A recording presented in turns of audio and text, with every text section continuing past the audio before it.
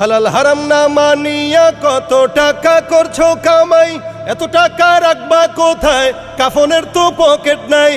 হালাল হারাম না মানিয়া কত টাকা করছো কামাই, এত টাকা রাখবা কোথায়, কাফনের তো পকেট নাই। টাকা পয়সা লইয়া কি কেউ কবরে গেছে, কি জবাব দিবি রে তুই আল্লাহর কাছে, হায় কি জবাব দিবি রে তুই আল্লাহর কাছে।